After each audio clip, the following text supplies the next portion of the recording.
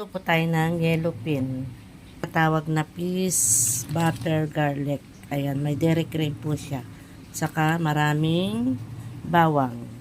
Piprituhin ko muna po yung isda. Muna po natin siya. Ang butter. Lagay natin po yung bawang. Madami po siyang bawang. Peas, garlic, paminta, kaunting asin, magic, ng kaunting asukal. Halo-haloin. Pan po na i-brown muna natin yung garlic. Ayan, brown na po siya. Pwede na po natin ilagay yung isda.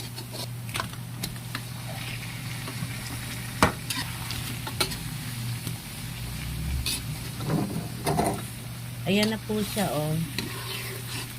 Ayan po, oh, peas, butter, garlic. Pakuluan-kuluan po siya para magkalat yung lasa. Ayan, luto na po siya, oh. Peas, garlic, butter. Sarap.